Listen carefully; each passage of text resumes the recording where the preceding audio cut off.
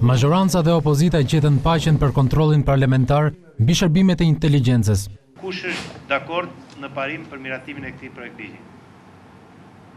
Votuan në unanim projektligjin, i cili është hartuar me ekspertizën e OSBE-s dhe ekspertëve më të mirë britanik të fushës. Para Komisionit Parlamentar të Ligjeve, propozuesi, ligjvënësi demokrat Leonard Demi, shpjegoi se nisma u ndërmor pasi në legjislacionin aktual ekziston vakum ligjor.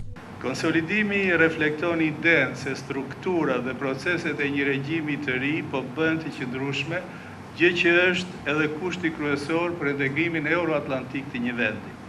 Mbikëqyrja e shërbimeve të fshehta është tregues themelor i një demokracie të konsoliduar. Pavarësisht dakordësisë, opozita u shpreh se meqense flitet për një reformë të rëndësishme, duhet kujdes në definimin e disa koncepteve të mbikëqyrjes. Për herë të parë Shqipëria po krijon një institucion që i përgjigjet asaj dilemës së vjetër kush ruan rojet, pra po rojet kush i ruan, duhet të kuptojmë qartë kush do të jetë mandati dhe funksioni i këtij nën komisioni. Se mbikëqyrja është një term sa i ngushtë dhe i gjerë. Pra në fundit ju si komision duhet të ndani deri në ç'nivel nivel do ta shtrojmë mbikëqyrjen. Do ta lëmë te ligjshmëria apo dhe efikasiteti.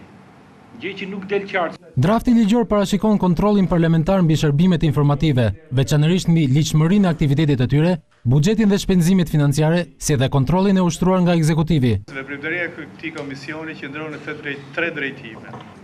Respektimin e të drejtave të njeriut, veprimtarinë e ligjshme të këtij komisioni dhe mbikëqyrjen e buxhetit. Projektligji në fjalë u miratua me konsensus edhe në Komisionin Parlamentar të Sigurisë.